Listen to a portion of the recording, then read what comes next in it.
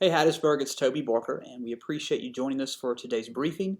As with always, if you have questions during this or afterward, you can type your questions in the comments below, and we'll try to answer them later.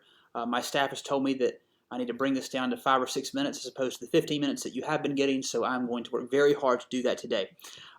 As with any meeting we do, we're going to first give you updates on numbers. We're going to let you know of any trends that we spot. We're going to talk a little bit more about masks and, of course, our everyday acts of courage. So today's numbers.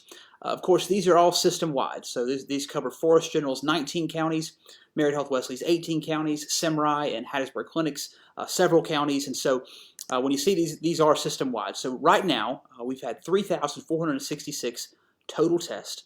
362 of those have come back positive. 2,733 of those have come back negative, and of course 371 are pending. What we're seeing, though, on the pending tests is a very good trend.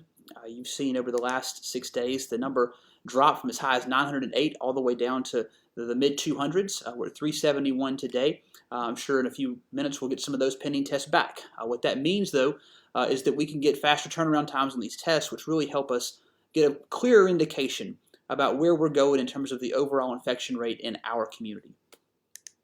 Of course, a greater indicator of how we're doing with flattening the curve are hospitalizations. As of right now, between our two hospitals, of course, that's Forest General and Merit, 25 total patients are in the hospital that are confirmed positive for COVID cases. We have another 12 that are under investigation, which means they are showing symptoms, whether it be fever, cough, or trouble breathing. Those will be tested because of the in-house testing capacity at both Merit and Forest General. Those tests should come back rather quickly, which makes more efficient use of our hospital staff's protective equipment.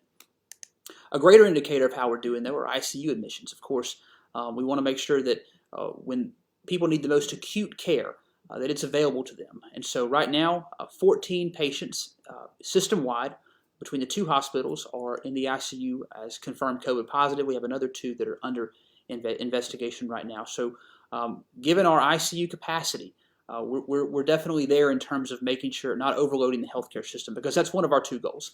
Our 2 goals in all that we do are protecting vulnerable populations, which are people over the age of 60 and people who have underlying or chronic health conditions.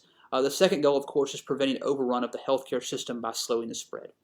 If and when you need care, we want to make sure there's capacity in terms of resources and equipment and personnel to take care of you.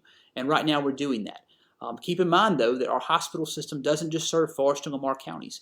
If you look at the hospitalizations, they're probably coming from about a 10-county area around the Pine Belt, because we are the hub. People come here for their health care. Our total positive cases for our 2 counties, Forest County has 122 right now. Lamar County has 48. Of course, those aren't all in the city of Hattiesburg. Probably fewer than a half, maybe even a third of those are actually in the city limits. But again, that makes up the Hattiesburg metro area. And so we try to take a step back and look at trends that we're seeing in terms of total positive cases. And here's what we see.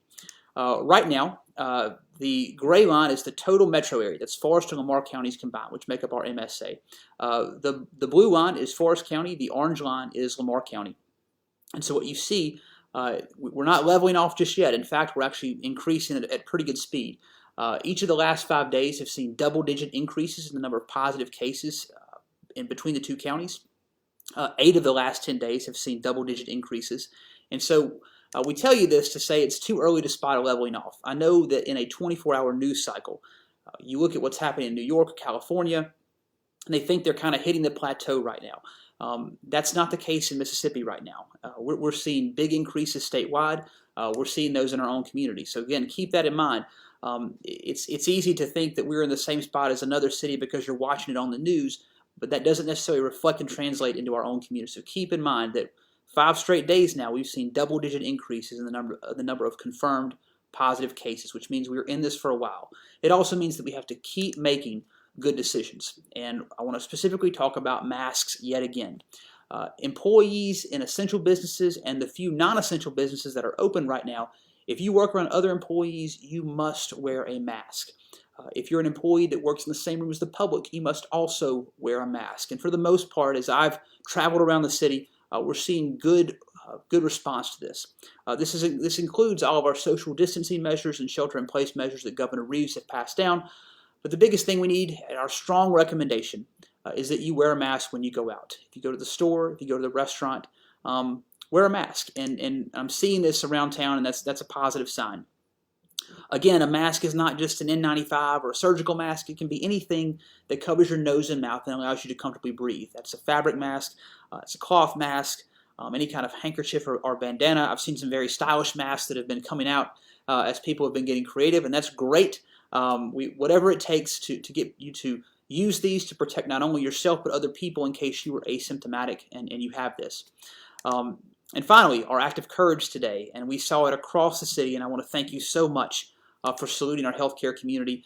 Hattiesburg painted itself red today, and whether it was with your pets, whether it was wearing red yourself, whether it was decorating your mailbox or your trees or your business, we really appreciate that. And I know that our healthcare professionals, from physicians to lab techs to nurses to other folks, they appreciate it too. Saluting those who are on the front lines right now, that's what this was all about. And we really appreciate you going above and beyond to really show that Hattiesburg is a healthcare community and appreciates its healthcare workers. So to close today, I remind you to wash your hands, to take care of yourself, wear a mask if you go out in public, do only what is essential, and most importantly, stay home. I hope you guys have a great night, and we look forward to talking to you soon.